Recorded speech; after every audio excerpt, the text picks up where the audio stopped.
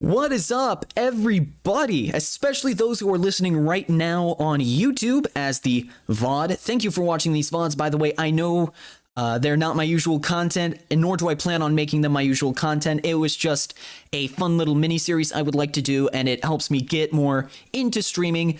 Again, terribly sorry for not the... terribly sorry for the lack of main channel content. I do hope to get the new camera piece soon, and I should be able to make the new video by I'm hoping to do it by the first week of January. I don't know how long this is going to take because I'm trying to make it a little more scripted. I'm trying to make it a little more professional. In the end, we'll see. We will see. But everyone who is watching right now, the plan today is to finish To Be Beautiful, which is, for those who don't know, one of the 3 stories in the FNAF Fazbear Frights book, Into the Pit. If you want to check out my Into the Pit reading, you can check it out. I'm going to put an iCard right now for the VOD viewers, but also you can just check out the channel. It's like the last series. I also have a playlist. If you want to check out all of these VODs, I'd be more than happy to accept your views and your likes and your subscribes. Please do so. And I think, let me think. Also, because it's still relatively new for an announcement, I'm going to say it again. So terribly sorry for those who watched the last VOD, but I have officially made a Discord server. So if you want to check it out, the link is in the description of the VODs and on the description of the live stream for the chat who is wanting to see it right now. And I really do think that it is about time that we get started with finishing To Be Beautiful. So let me bring us up to our new reading set. Yes, this is what took me so long to make. This is what took me so long, which is sad. It's honestly sad. I just wanted a brand new kind of area. Just kind of liven things up a bit. Thank you very much for the 4 viewers who are watching right now. Highly appreciate you guys. Thank you very much. And okay. I'm sorry, I'm stumbling a bunch. For those who are watching the VOD, this stream was very hard to set up for no reason other than my own. For no one's fault other than my own. Because I decided to do a bunch of more shit than I needed to when it was like 7 o'clock and I was supposed to start streaming. So, for those who don't know, this took like 15 minutes to actually get started. So, this stream is going to take a little longer than I expected. For those who did not watch the previous VOD, and you definitely should, this book in the Fazbear Frights series, or this story in the Fazbear Frights series, takes place with a girl named Sarah. Now, Sarah, she considers herself to be a very ugly individual. And, you know, a lot of people think that's not the case, but unfortunately, she thinks that she's the most ugly person in the world with her potato nose and her fatness. She calls herself fat and flat. Mrs. Mix and Match. It's a bunch of names that she calls herself, and it's unfortunately very unfortunate. And so a bunch of unfortunate events happen to the poor girl. It's a darn shame, but she walks home, she goes to this junkyard, and she finds a robot.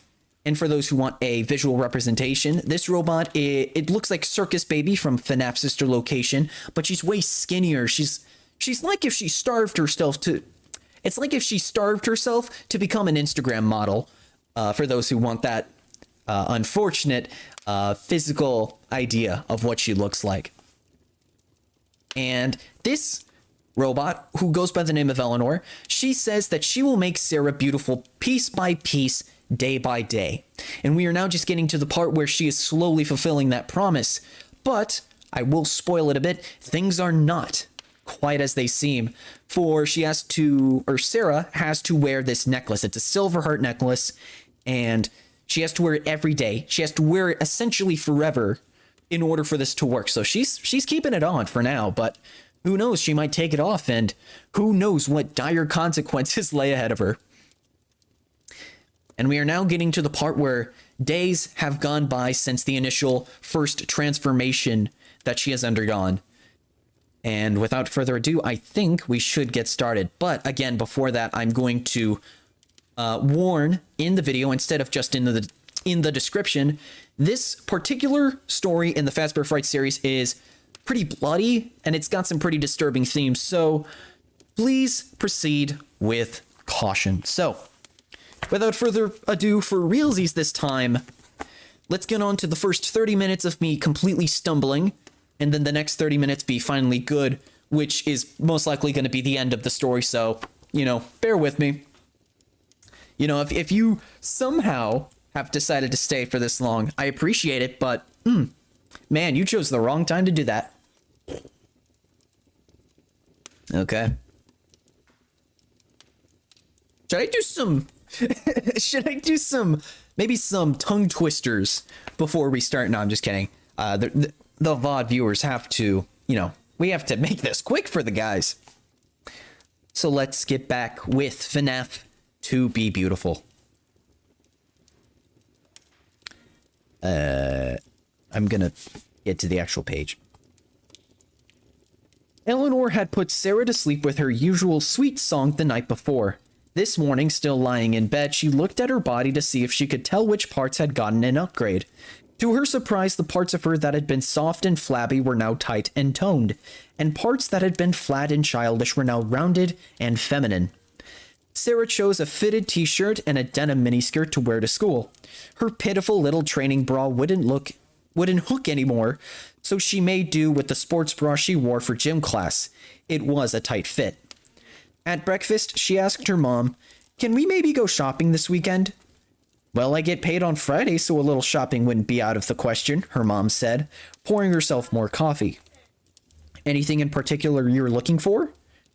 Sarah looked down at her chest, then grinned sheepishly. "Oh," her mom said, sounding startled. "Well, those certainly snuck up on me. Of course we can buy you some bras that fit." She smiled and shook her head. "I can't believe how fast you're growing." "Neither can I." And it was true. "It feels like it happens overnight," Mom said. Because it does, Sarah thought. At school, Sarah could feel eyes on her. Boys' eyes. And for the first time, she felt noticed. She felt seen. It was dizzying, exciting. In the hall on the way to English, a trio of boys, cute boys, looked at her, then looked at one another and whispered something, and then laughed. But it wasn't a mean or mocking laugh. Wondering what they'd said, Sarah looked back at them and bumped right into, no, it couldn't be, not again, Mason Blair. She felt her face flushing and braced herself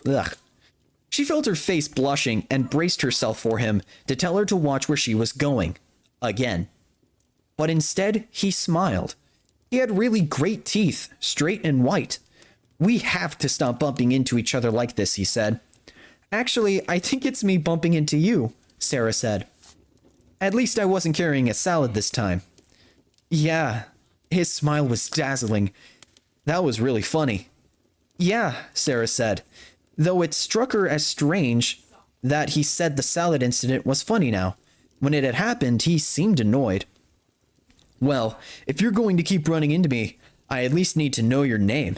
I can't just keep calling you Salad Girl."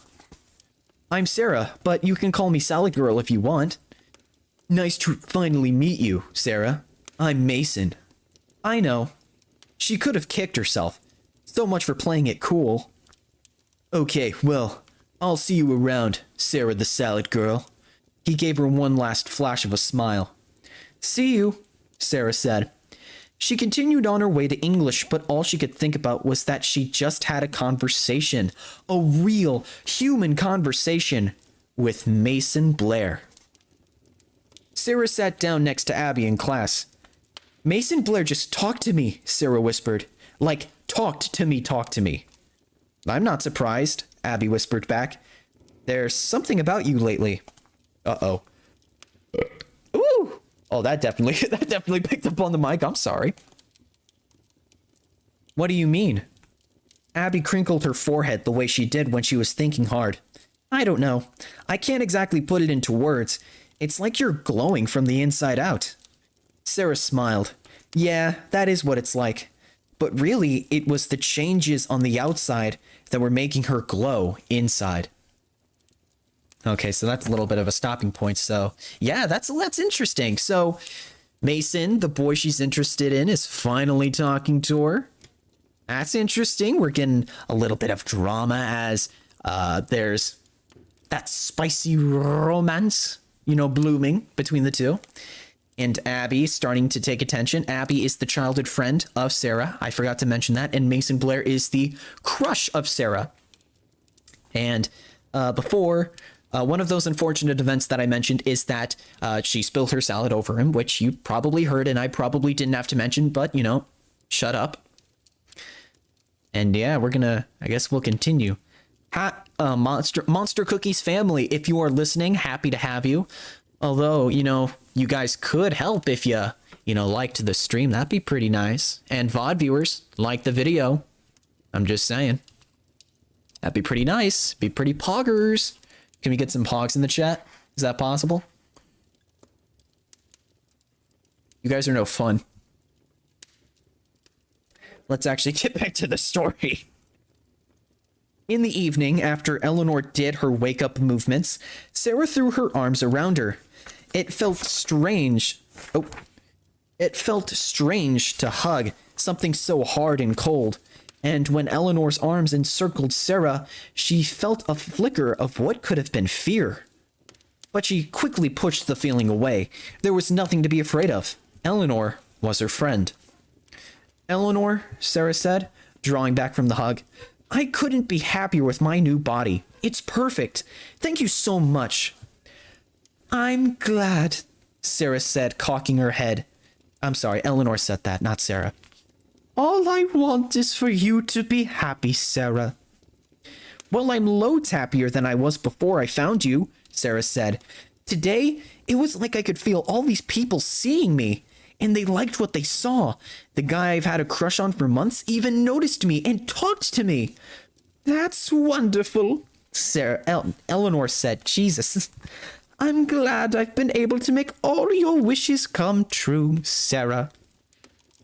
A dark cloud suddenly passed over the brightness of Sarah's mood. Well, she said, not all of them. She reached up and touched her potatoey nose. Really? Eleanor sounded surprised. What is it that you still wish, Sarah? Sarah took a deep breath. I love my new body, she said. I really do, but I'm kind of what some guys call... I'm kind of what some guys call pretty from afar, but far from pretty. Eleanor cocked her head again. Pretty from afar? I don't understand, Sarah. Well, you know, guys will say, she looks great from far away, but don't get too close to her face. Oh, far from pretty, Eleanor said. I understand now. She laughed, a metallic tinkling. It is very amusing. It's not if someone's using it to describe you, Sarah said. I suppose it isn't, Eleanor said. She reached up and touched Sarah's cheek. Sarah, do you really want me to change all this? Do you want a new face?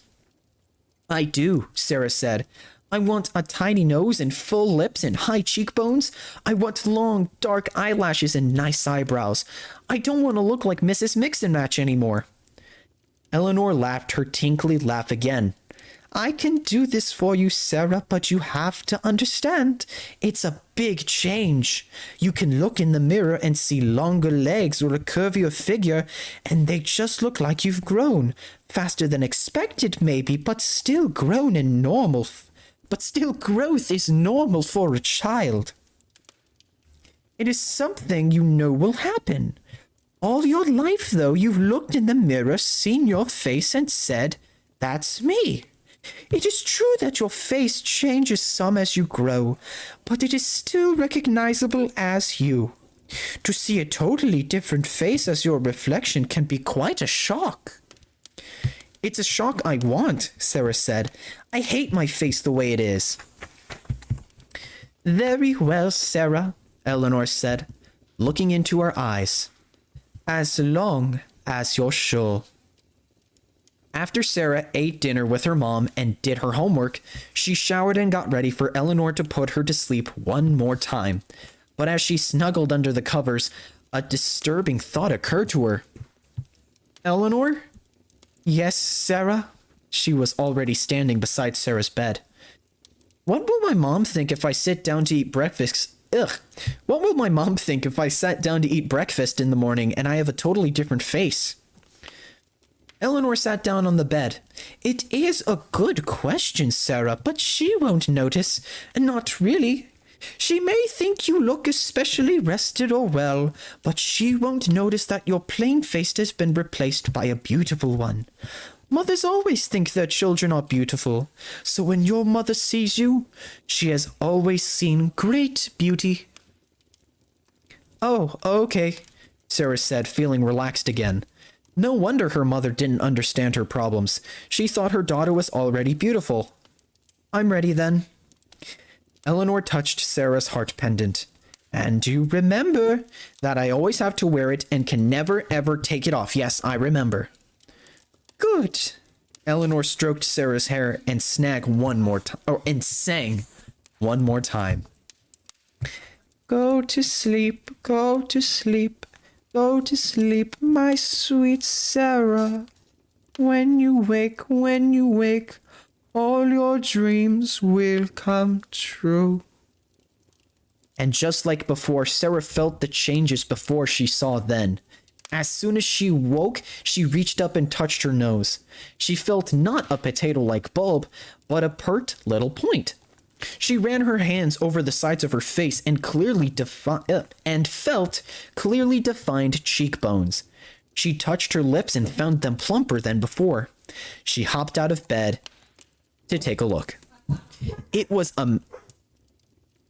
oh boy, my dog's barking. I don't think that's gonna pick up, but oh jeez. It was amazing.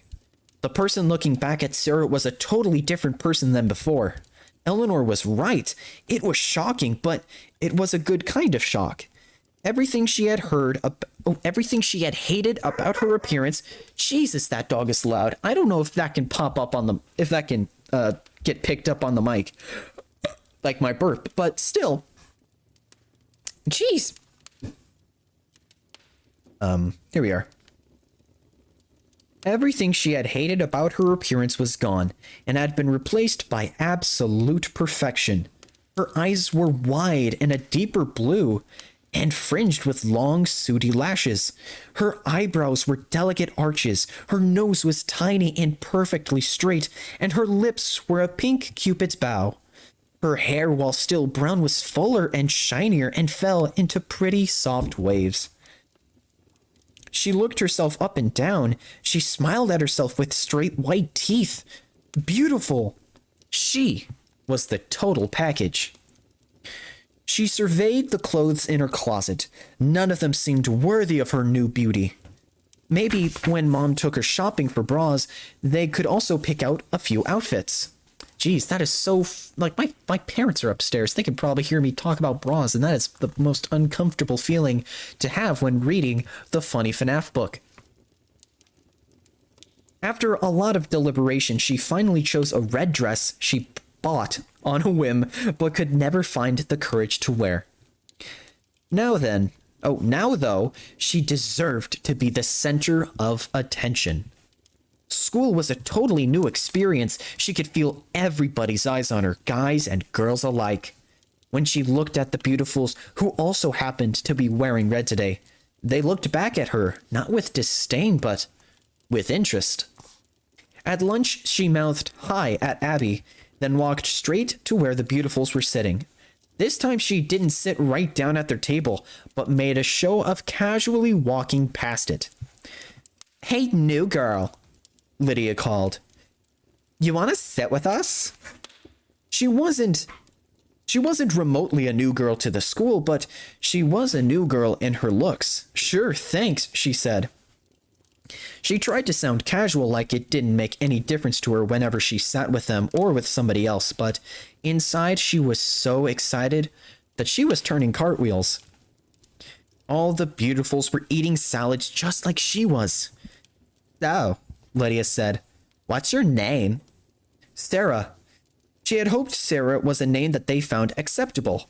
It wasn't too bad. It wasn't like Hilda or Bertha or anything. I'm Lydia. Lydia tossed her lustrous blonde hair.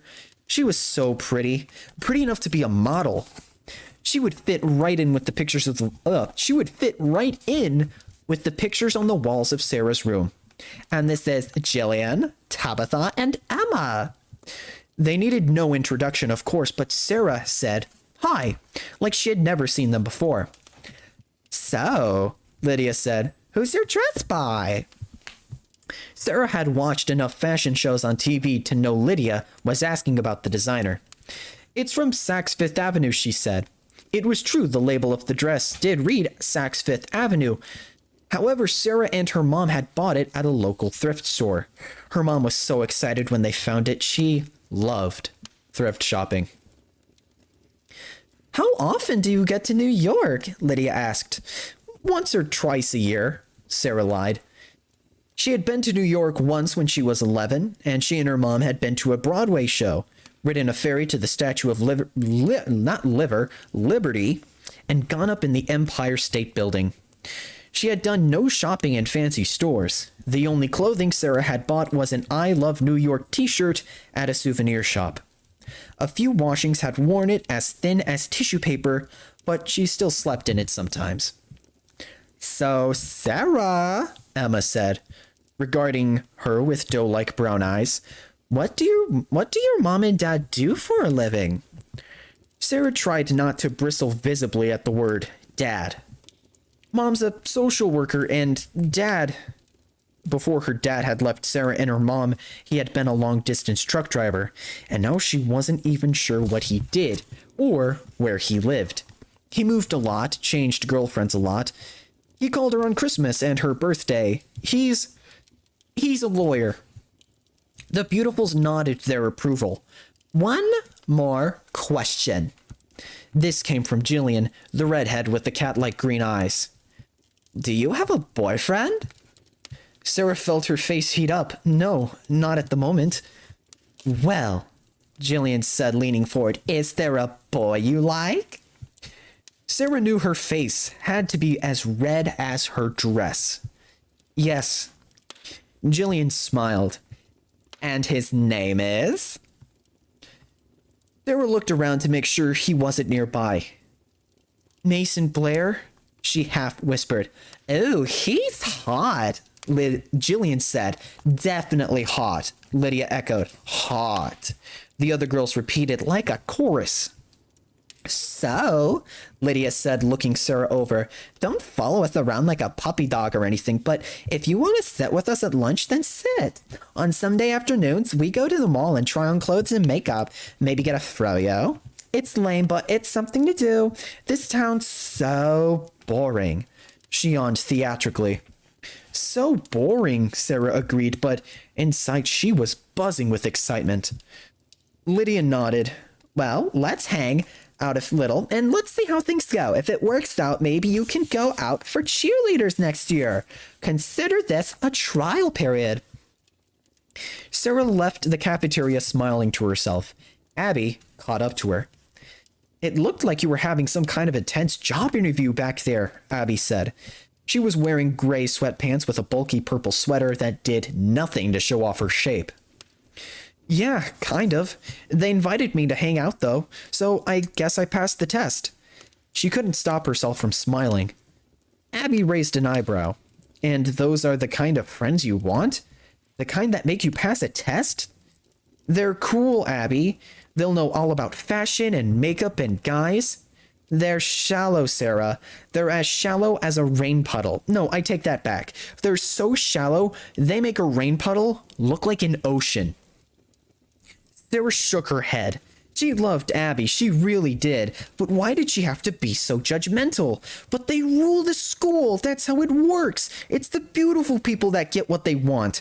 She looked at Abby's gorgeous brown complexion and her striking hazel eyes. You could be beautiful too, Abby. You could be the prettiest girl in the school if you lost the glasses, the braids, and bought some clothes that weren't so baggy. If I didn't wear my glasses, I'd be walking into walls. Abby said, with a little edge in her voice. And I like my braids and my baggy clothes, especially this sweater. It's cozy. She shrugged her shoulders. I guess I just like myself the way I am. Sorry if I'm not fancy or fashionable enough for you. I'm not like the cheerleaders or all those models or pop stars whose pictures you plastered all over your room. But you know what? I'm a nice person and I don't judge people on how they look or how much money they have. And I don't have to give a person a pop quiz to decide if I'll let them hang out with me or not. Abby looked at Sarah's face searchingly. You've changed, Sarah, and not for the better. And not for the better. I ruined the mood. You've changed, Sarah, and not for the better. Abby turned her back on Sarah and marched down the hall. Sarah knew Abby was a little mad at her, but she also knew an apology and a hug would fix things once she had time to cool down. After the bell, walking toward the school bus, Sarah became suddenly aware of a presence beside her. Hi, a male voice said. She turned to see Mason Blair, looking perfect in a blue shirt that brought out the color of his eyes. Oh, hi. God damn it. So, Lydia said you guys were talking about me in the cafeteria today. Well, Sarah fought the urge to run. Say, if you don't have anything else to do, would you want to go over to the brown cow and have a cone with me? I can't stop laughing. Sarah smiled. She could hardly believe her good luck today. I don't have anything else to do. The brown cow was basically a little concrete block shed that sold soft-serve ice cream and milkshakes. Blah, blah, blah. It was right across the street from school, but Sarah usually resisted the temptation of stopping there since she had always been worried about her weight. She stood next to Mason at the counter where the same bored-seeming old lady always took orders. Chocolate, vanilla, or swirl? Oh, shit, that was the dude. Let's try that again. Chocolate, vanilla, or swirl? He asked her. A swirl, she said, making a move to open her purse. No, Mason said, putting up his hand. I got it. It's a cheap date. I can handle it. Thanks. He had said date. It was a real date. Sarah's first. They sat across from each other at a picnic table. Mason attacked his cone with gusto, but Sarah took tiny licks. She didn't want to eat like a pig in front of Mason, and she was afraid of the ice cream dripping on her dress and making her look like a slob. Even with her self-consciousness, though, she had to admit the cold, creamy treat was delicious. I haven't had ice cream in ages, they said. Why's that? Mason said, watching your weight? Sarah nodded. No need to worry about that, Mason said. You look great. It's funny. You've been going to this school for a long time, right? I don't know how I only just noticed you. Sarah felt herself blushing. You noticed me when I ran into you at the salad, right? Mason looked at her with his dark lashed ocean blue eyes. I didn't notice you the way I should have. I clearly needed to pay better attention. Me too, Sarah said, so I don't keep plowing into people with trays of salad. Mason laughed, showing those gorgeous white teeth. Sarah was amazed by how confident her new looks made her feel. She could eat ice cream with a cute guy and make jokes with him. The old Sarah would have been much too shy. Not that a cute guy would have asked the old mixes miss and match Sarah out for ice cream in the first place. Once they finished their cones, Mason said, Hey, Jaw's pretty close. I could walk you back if you like. Sarah felt a twinge of anxiety. Mason's dad was a doctor and his mom was a successful real estate agent whose face was plastered on billboards. His family probably lived in a mansion on the fancy side of town. She wasn't ready for him to walk her past the garbage dump to the plain little two-bedroom bungalow she shared with her living from paycheck to paycheck single mom. Ew, yucky. I actually have to run a couple of errands this afternoon. Maybe another time? Sure, okay. Was it Sarah's imagination, or did he look kind of disappointed? He looked down at his shoes, then back up at Sarah. Hey, maybe we could go out for real sometime. Pizza and a movie, maybe? Sarah was pretty sure her heart had just turned a hack flip. That was a backflip. Damn it. I'd like that. His expression brightened. How about this Saturday night? If you're free, of course. Sarah fought the urge to laugh. Had there ever been a Saturday night where she wasn't free? All the same, she didn't want to sound too eager. I think so, yeah. Great. We'll plan it out then. Ooh, that was a good one. I think. I'm sorry, chat. Okay. I'm gonna talk for a bit, so I stop. Sorry, don't stop laughing. Jeez, that is great.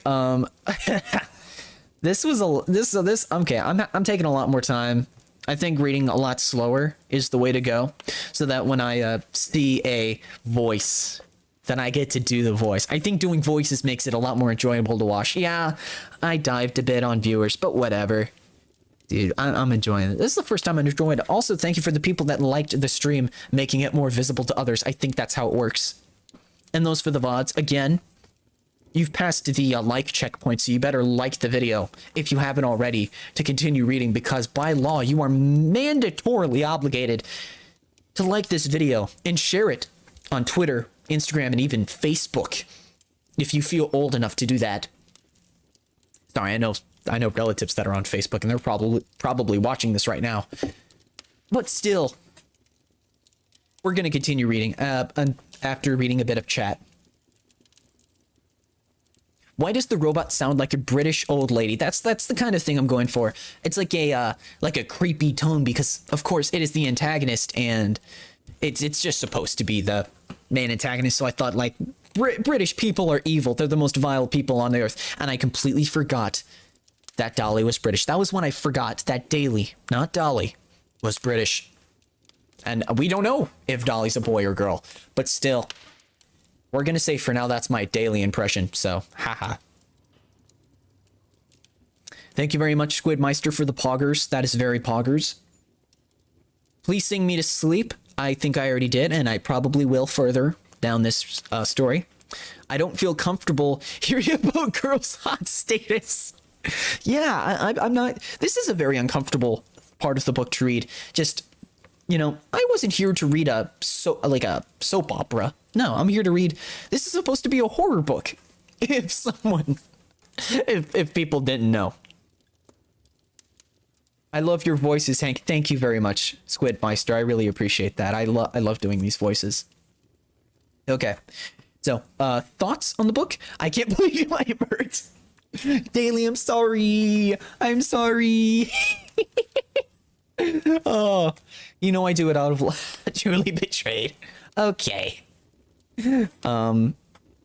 Yeah. So my thoughts so far. Those girls. So obviously, now that she's becoming more like a hot teen girl, she's developing the stereotype of a hot teen girl. She's losing her friendship with the one girl who liked her regardless of her appearance, because she didn't agree with her on wanting to, you know, only savor the physical appearance. So that's kind of not poggers. Don't pog now, Squidmeister, because this is not the right time to do so. Yeah, so we're getting good. We're getting to a good spot. We're getting to some rising action here. You know, she's starting to become not a nice person, but she did get the hot guy. She got Mason Blair, her crush. They're on a date now. That's great. You know, that's great to hear. Also, I don't know. Okay, it should be good. I don't know if this stream is lacking or something, because my thing is, I'm looking at my YouTube stats and it's saying excellent connection and then no data. So that's gonna be bad if that's not the case. But yeah, so far we don't. Eleanor hasn't showed up in a bit. I'm worried about Eleanor, you know, because that's the FNAF robot. The FNAF robot is always bad. Like, that's like the rule of thumb. Like how Salty Bet's rule is always bet on the hot waifu, you know? The rule of these FNAF books is never trust the fucking animatronic. You never do it. So let's see what this animatronic does to ruin Sarah's life after making her feel like she is having the perfect life. So yes, let us continue. Again, save the chats for the Q&A segment that we will have after the reading. I predict that the guy will see Sarah as her ugly self and that she truly didn't need to become physically beautiful to be beautiful. Hey, you said the title. Congratulations, Daily. That's good on you. Yeah, you know, that's an interesting one. That's a very interesting way to see it. Although this is a FNAF book, I think Scott set the expectations way too high because during like the early FNAF books, they can have like the most gruesome endings. And there's a reason I made that disclaimer. I'm just going to say that this is not going to end well. Let's just say this is not going to end well for lovely, lovely Sarah. But yes, without further ado, let us continue once I remember my spot. And yes, thank you guys so much for listening. It's almost an hour in streaming time. I know it's a few minutes are going to be shaved for the people that are watching the VOD. But if you're still listening this far, thank you very much. I really appreciate it. Okay. Sarah couldn't wait for Eleanor to wake up so she could tell her about her day. Finally, after what seemed like ages, Eleanor pivoted her waist and lifted her arms and said, "Hello, Sarah." Sarah ran up to Eleanor and took both of her hands in hers. "Oh, Eleanor, I just had the best day of my life." Eleanor turned her head. "Tell me about it, Sarah." Sarah flopped down on the bed and propped herself up on a pillow. "I hardly know where to start. The Beautifuls let me sit at their table at lunch, and now they invited me to meet them at the mall on Sunday." Eleanor nodded. "That is good news, Sarah." Sarah leaned forward and hugged that old Freddy Fazbear teddy bear on her bed. "And then Mason Blair took me for ice cream after school and asked me to dinner and a movie on Saturday. It's very exciting." Eleanor stepped closer to Sarah, bent at the waist, and touched Sarah's cheek. "Is he a handsome boy, Sarah?" Sarah nodded. She couldn't stop smiling. "Yes, very." "Are you happy, Sarah?" Sarah laughed and repeated, "Yes, very." "Have I given you everything you wished for?" Sarah couldn't think of a single other wish. She was beautiful and perfect, and her life was beautiful and perfect to match. "Yes, you have." "Then I have everything I wished for, too," Eleanor said. "But remember, even though all your wishes are true, the necklace still has to stay on." "You can never ever take it off, I remember," Sarah said. She was always tempted to ask Eleanor what would happen if she took it off, but part of her was afraid to know the answer. "Making you happy makes me happy, Sarah," Eleanor said. Sarah felt tears welling in her newly beautiful blue eyes. She knew she'd never have a better friend than Eleanor. On Saturday, Sarah was a ball of nervous energy from the moment that she woke up. All she could think about was the date. At breakfast, she was too nervous to eat much, even though Mom had made French toast, Sarah's favorite. "You'll drive me to the pizza place and drop me at 6, right?" she said. "Of course," her mom said, flipping through the newspaper. "And you'll just drop me, right? You won't walk in with me or anything?" Her mom smiled. "I promise I will not endanger your relationship by letting your new boo catch a glimpse of my horrifying face." Sarah laughed. "It's not like that, Mom. You're really pretty, actually. It just that it looks kind of like a little kiddish when your mom comes in with you, you know?" "I know," her mom said, sipping her coffee. "I was 14 too once, believe it or not." "And did you ride your dinosaur when you went out for dates?" Sarah asked. "Sometimes," her mom said, "but usually I just invite the boy over to hang out in the family cave." She reached over and tousled Sarah's hair. "Don't be too much of a smart aleck, or I might decide I'm too old and decrepit to drive you tonight." "Have you figured out what you're going to wear?" At this question, Sarah let out a dramatic moan. I can't decide. I mean, it's just pizza and a movie, so I don't want to dress like it's the most important event of my life, but at the same time, how I look is really important. So wear jeans and a nice shirt. You're a beautiful girl, Sarah. You'll look great in whatever you choose. Thanks, Mom. She remembered what Eleanor had said about mothers always thinking their children were beautiful. She knew that her mom would have said the same thing to her even before she got Eleanor's help.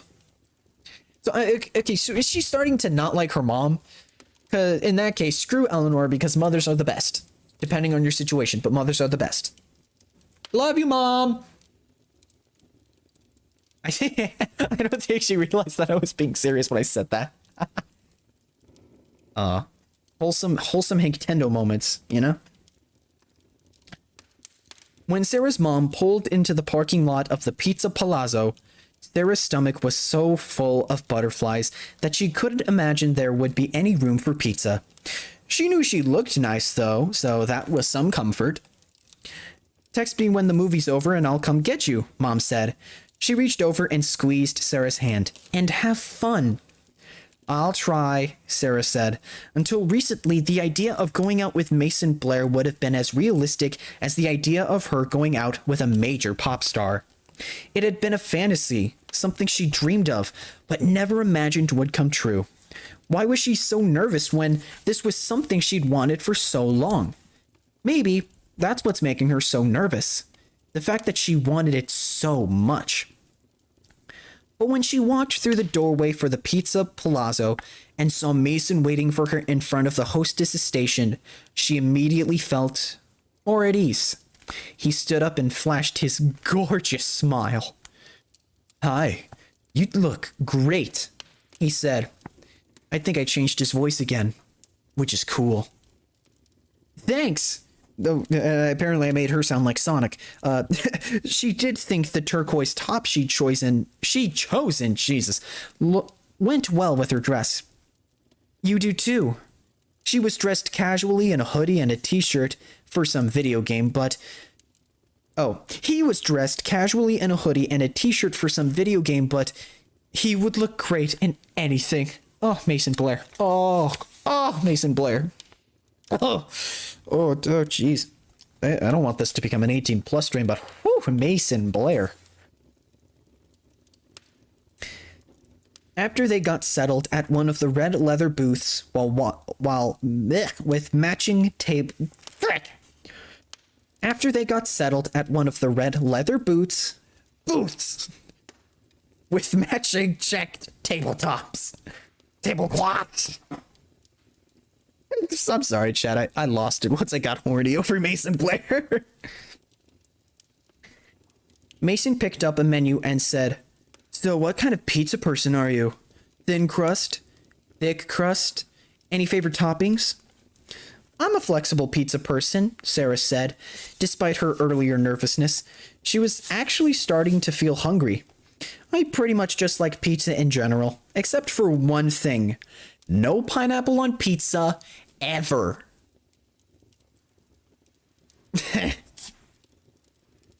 "Agreed," Mason said, laughing. "Pineapple on pizza is an abomination. It should be illegal." "I'm glad we agree on that," Sarah said. "If we hadn't, I probably would have just had to walk out of here and abandon you." "And I would have totally deserved it," Mason said. "People who eat pineapple on pizza deserve to be alone." They agreed on a thin crust pepperoni and mushroom pizza, and they chatted comfortably about their families and their hobbies as they ate. Mason had a lot of interests, and Sarah realized she probably didn't have enough of them. I'm gonna scoot the mic a bit so it's facing towards me a bit. Sorry about the noise. Okay. Before Eleanor, she had spent too much of her free time worrying about her appearance.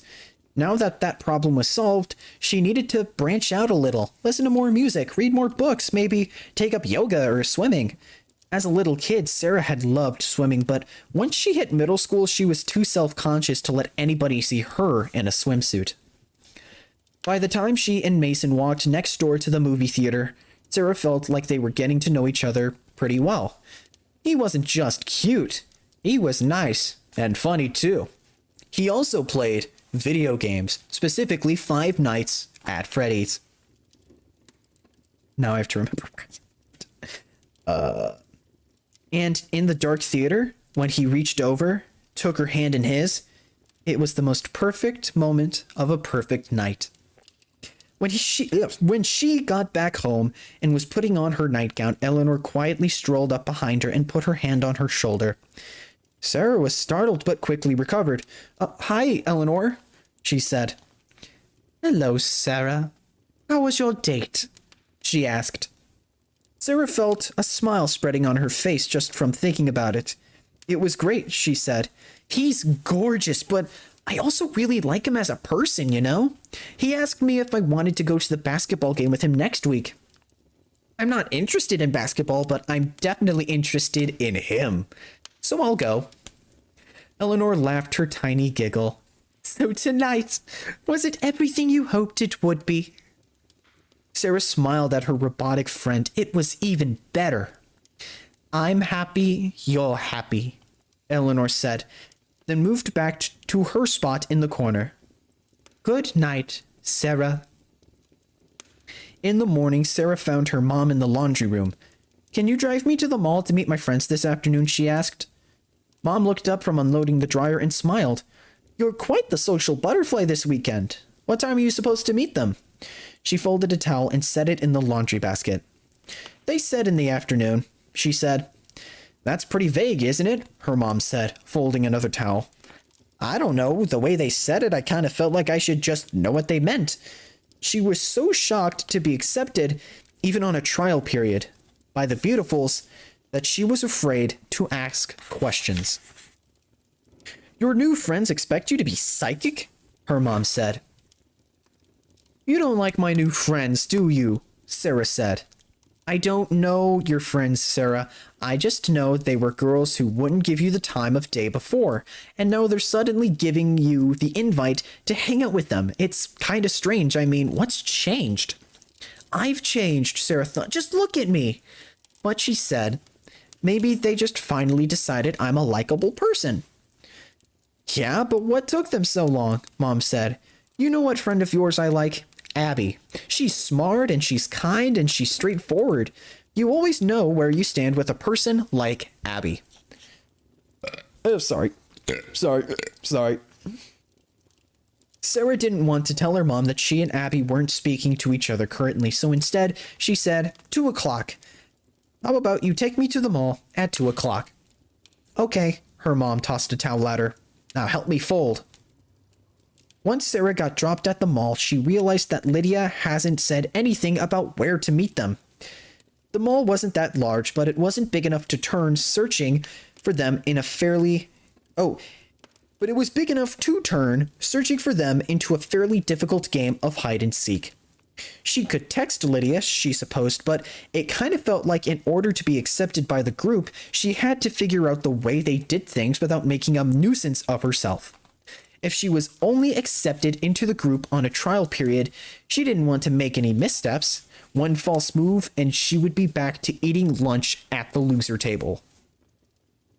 After a few moments of thought, she decided to head into Dillard's, the mall's most expensive department store.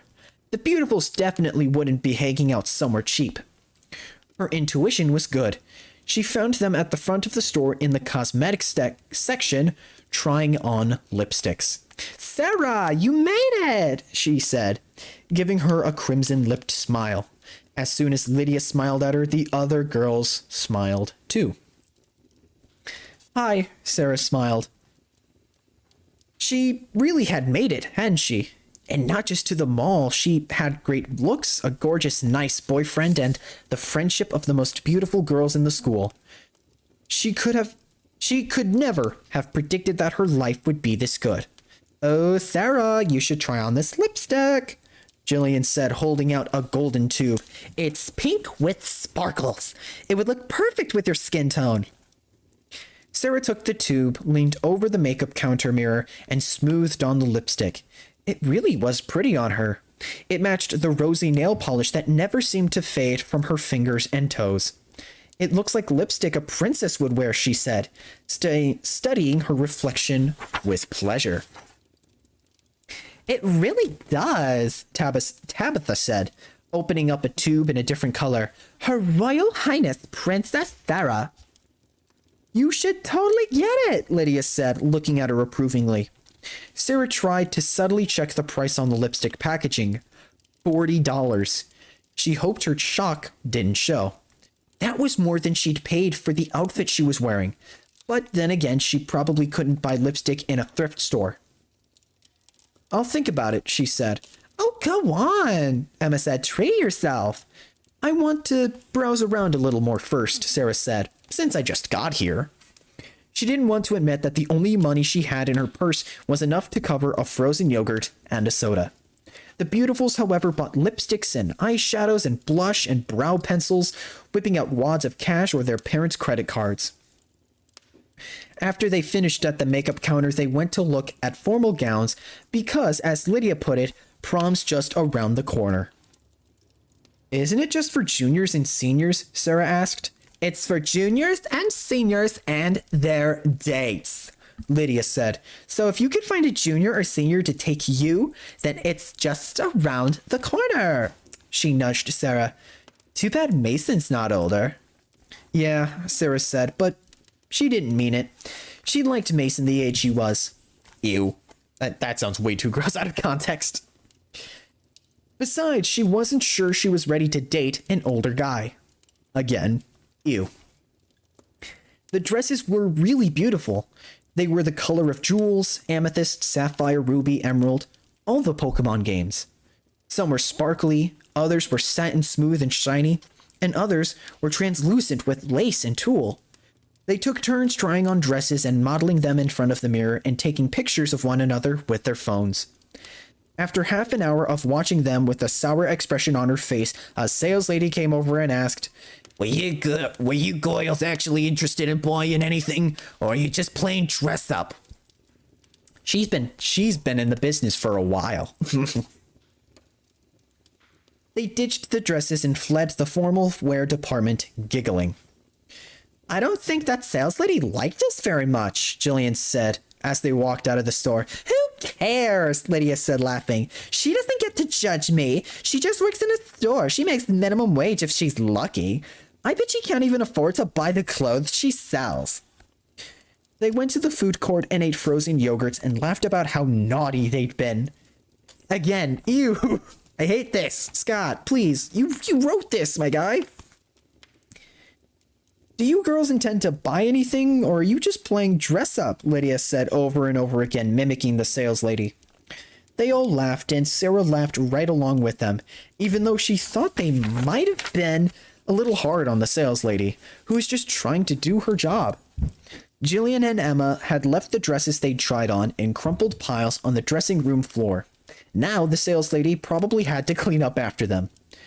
But who was she to criticize the Beautifuls? It was an honor that they invited her out with them. It was glamorous and exciting, like she was a guest on a reality TV show. No matter what they said or did, she was happy just to be included. Yesterday, her date with Mason had been perfect, and now she got to be out with the Beautifuls. How could she ever express her gratitude to Eleanor? Nothing she could say would ever be enough. Foreshadowing. That night, when Eleanor sprang to life, Sarah jumped out and hugged the robot's hard little body. Thank you, Eleanor. Thank you for a perfect weekend. I gotta adjust my C-chat, sorry. Ugh. My old back is killing me. You're welcome, Sarah. Eleanor hugged her back. I'm gonna make sure my phone, make sure I can see the alerts I'm getting. My dog is running it's running at a wazoo. Where was I? I'm sorry. As always, the sensation was odd. There was no softness in her hug. It's the least I could do. You have given me so much. Sarah settled down happily to sleep, but her rest was disturbed by a strange dream. She was on a date with Mason, sitting in the movie theater, but when she reached over to hold her hand, It was not his hand she grasped, but Eleanor's, tiny, white, metallic, and cold. The same hand she had grabbed to pull the robot girl out of the car trunk. When she turned to look at Mason in the seat next to her, he had changed into Eleanor. Eleanor smiled, revealing a mouthful of sharp teeth. In that dream, Sarah screamed. She opened her eyes to find Eleanor standing over her bed, her head lowered, staring at her with blank green eyes. Sarah gasped, "Did I make a noise in my sleep?" No, Sarah.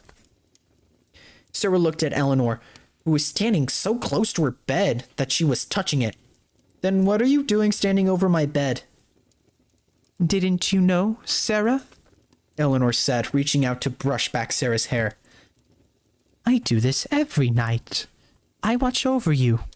I keep you safe. Maybe it was because of the dream, but for some reason Sarah didn't feel like letting Eleanor touch her. "Safe from what?" Sarah asked. Safe from danger. Any danger. I want to protect you, Sarah. Okay, thanks, I guess. She appreciated Eleanor's concern, appreciated everything Eleanor had done for her, but still, it was creepy for someone to watch over you when you didn't know you were being watched. Even if they were doing it with the best of intentions. I can stand by the door if it makes you more comfortable, Sarah. Eleanor said. Yeah, that would be great. Sarah was pretty sure she couldn't fall back asleep with Eleanor standing right over her like that. Eleanor strolled over to the door and stood guard there. Good night, Sarah. Sleep well. Good night, Eleanor. Sarah didn't sleep well. She didn't know what, but something was wrong. Okay, I think, yeah, we're at the, okay, so this is the ending. So we're getting close to the ending. So quick little recap. This is awesome. We're getting there. We're getting to there. Unfortunately, 2 viewers. That's a shame, but this is great. I'm enjoying this a lot. This is good. We're getting there. Nice to see you again, Ed. It's been a while. Let's see what we, definitely, okay, I don't have to catch up on chat. Hey, you know, that's something nice about having 2 viewers. You don't have to look back at chat and read chat. So that's nice. You know, you can, if you're, you know, it's best if you comment down below if you're still watching the VOD, which again, I appreciate because we're almost at the end. We're just giving a little bit of a talking break for my sake. It'd be nice, you know, if you could comment that you liked the video or comment on some things you'd like to see on the channel or some improvements you'd like to see made. You know, any interaction with the channel is fine by me as long as it's not stupid. Yeah, okay, well, stupid in terms of like a negative way, you know. But still, hopefully you guys are enjoying this series because I would like to know. Because this is something I'm intending to do a little longer as like a running series. So please let me know if it is or just isn't something you're interested in, you know? That, you know, this could not be for everyone, and that's perfectly fine. But yeah, let us finish this book, finally. Let's finish. Kinda stupid. No, Daily, don't. Don't be like that. I mean, maybe. In the cafeteria, Sarah stood in line with the other beautifuls as they waited to empty their trays. Lydia had texted the night before, saying they'd all be wearing their skinny jeans today, so Sarah was wearing hers too. She'd bought the jeans and a few tops and a couple of pairs of cute shoes when her mom had taken her shopping the other week. They also bought a few bras that fit her new figure her new figure justice. Can you believe what she's wearing? She dresses like a preschooler, Lydia said. Like a preschooler from a poor family, Tabitha added. With horror, Sarah realized the girl they were criticizing was Abby, who was emptying their tray ahead of them. True, Abby was wearing pink overalls, so the preschooler comment wasn't too far off the mark, but it seemed mean to reduce somebody's whole value as a person to the clothes she wore. That's Abby, heard herself saying. She's really nice. She's been my friend since kindergarten. She almost found herself saying best friend, but she stopped herself in time. Yeah, Lydia said, laughing, but you've bought new clothes since kindergarten and she hasn't. The Beautifuls all laughed too. Sarah tried for a smile, but she couldn't quite manage it. When it was Sarah's turn to dump her tray, she stepped on something slippery near the trash can. Her new shoes were cute, but they didn't have much traction. The fall felt like it took forever, but she was sure it was only a matter of seconds. Then she was flat on her back, right in front of the whole school. Sarah, that was hilarious, Lydia said. What a klutz. She was doubled over laughing. All the Beautifuls were laughing along with her, saying, did you see her go down? And she hit the floor like a ton of bricks. And how embarrassing. In Sarah's dazed state, she couldn't really tell which girl was saying what. Their voices sounded distant and distorted, almost as if Sarah was trying to hear them underwater. Sarah tried to pull herself up, but something strange was happening to her body. She heard weird clashing and clanging sounds and couldn't figure out where they were coming from. It didn't make any sense, but they felt like they were coming from inside of her. She was shaking and jerking, and she couldn't make her body move the way it usually did. Her body was no longer under her control. She was scared. Had she hurt herself badly? Could somebody call her mom? Call an ambulance? And why were her new friends not helping her? They were still laughing, still joking about how stupid she looked and how funny it was. Then the Beautiful's laughter was replaced by screams. As if from a great distance, Sarah heard Lydia saying, what's happening to her? I don't understand. I don't know, one of the other girls said. Somebody needs to do something. Get a teacher quick, another one said. A terrible thought occurred to Sarah. She put her hand on her throat, and is that my dog? That is my dog. Ladies and gentlemen, my dog.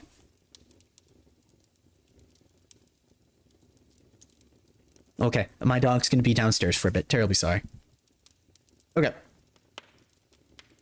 There we are. A terrible thought occurred to Sarah. She put her hand to her throat. The necklace Eleanor gave her, the necklace that was never ever to be taken off, was gone. She must have knocked it off during the fall.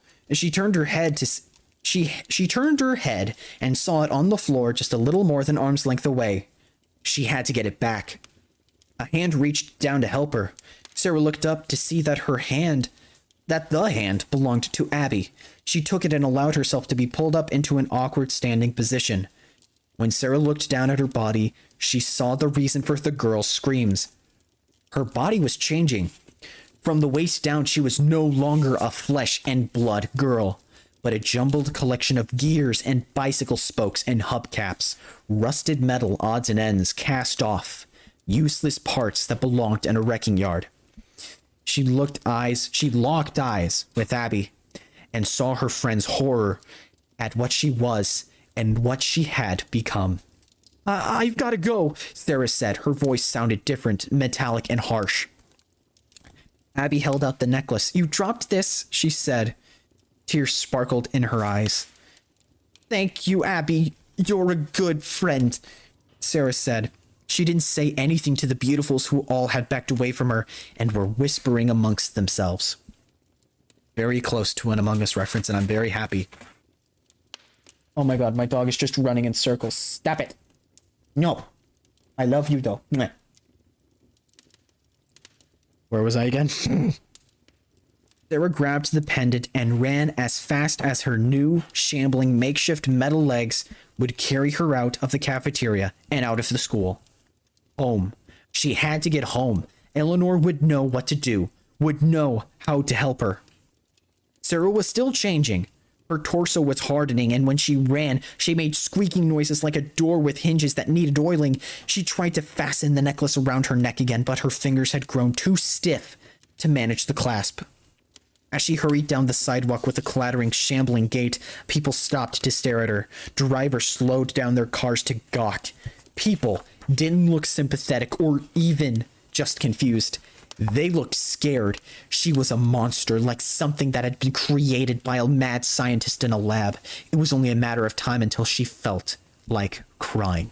But apparently the kind of thing she was becoming wasn't capable of producing tears. Maybe tears would make her rust even more. Her joints were getting stiffer and stiffer, and it was growing harder and harder to run. But she had to get home. Eleanor was the only one who could help her. Finally, after what seemed like hours, she reached her house. Somehow she managed to work the key in the door. She clinked and clanked through the living room and down the hall, calling, "Eleanor, Eleanor." Her voice was a terrible metallic scraping. Eleanor was not in her usual corner of Sarah's room. Sarah searched the closet, looked under her bed, opened the chest at the foot of the bed. No Eleanor. Sarah clomped, that's a real word, clomped through the house, searching her mom's room, the bathroom, the kitchen, all the time calling Eleanor's name with her new, horrible voice. The garage was the only place she hadn't looked. She used the kitchen's entrance, but doorknobs were getting difficult to manage. Finally, after a few desperate minutes of fiddling, she was in the darkened garage. "Eleanor," she called again. Her jaw was stiff, and it was so getting harder and harder to form words. Eleanor's name came out as Edna. Maybe the robot girl was hiding from her on purpose. Maybe this was some kind of joke or game. She looked at the ceiling high storage cabinet behind the back of the wall of the garage. It seemed like a good hiding place. With some difficulty, she managed the handle of the cabinet door and pulled. It was an avalanche. Clear plastic bags holding different objects with different weights and sizes toppled out of the bag of the cabinet and fell to the floor with a dull, sickening thud. Sarah looked at the floor. At first, her brain couldn't even process what she saw. One bag contained a human leg, another a human arm. They were not the body parts of an adult, and they didn't appear to be the result of an accident.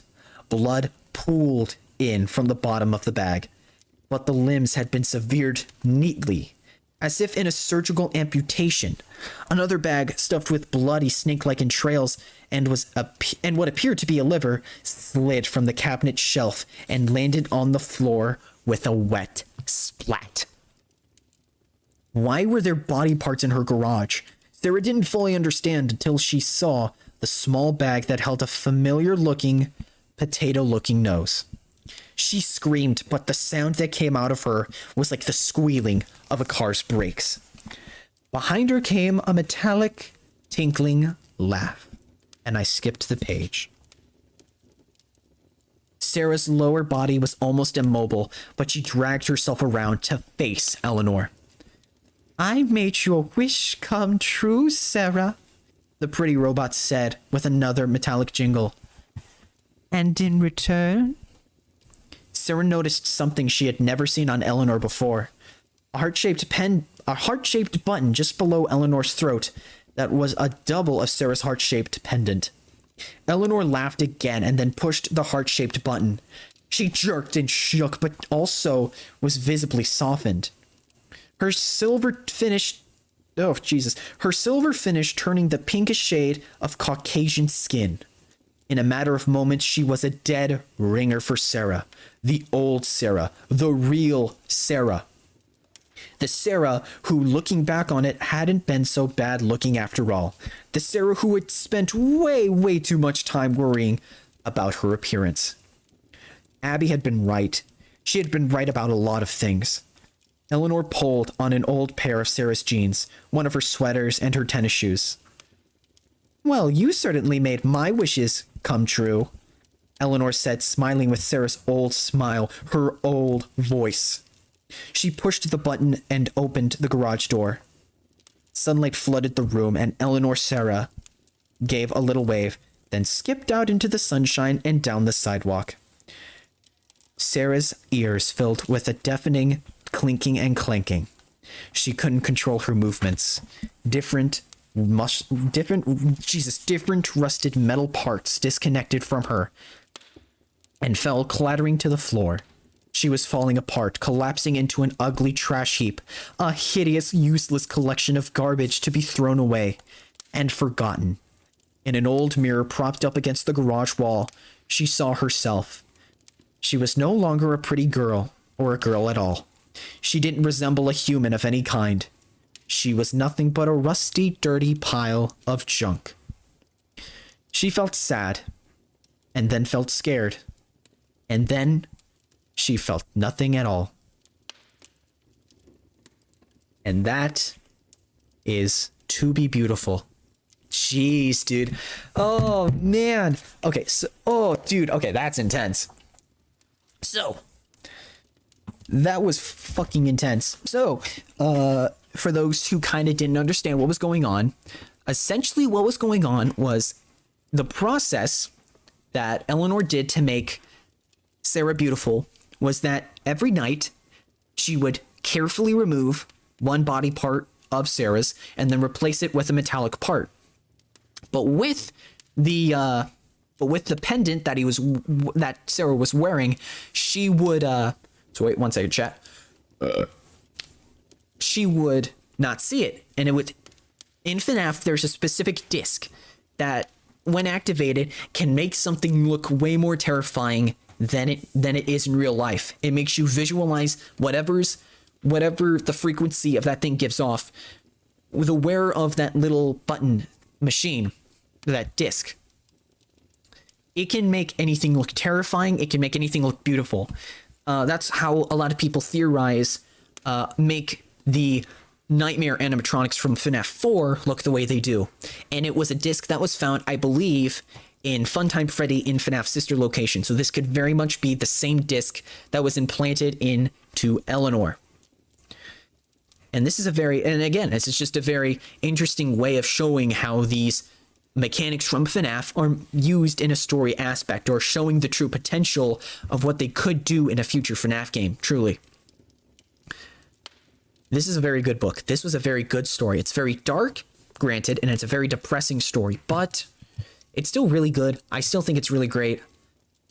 Maybe that has something to say about me. I don't know. But, yeah, that is Five Nights at Freddy's book 2 in the book Into the Pit, To Be Beautiful. Thank you so much, VOD viewers, for watching. And yeah, again, please share this with others. I would really appreciate it. But without further ado, we are going to transition to the Q&A segment, where I kind of just talk with chat and just have a good time. So if you're watching the VOD, be sure to check out these live streams if you were able to do so, if it is convenient to you, of course. We'd be more than happy to have you. And the reason I don't have these at the end, or the reason I don't have these as VODs for the channel, is because I talk and there's long pauses, so it's not really good content. So again, if you want to check them out, please come to the live streams whenever they are live and join chat and have a chill time. But yeah, without further ado, we are going to transition to those. So for those that are watching the VOD, get out. Okay, chat.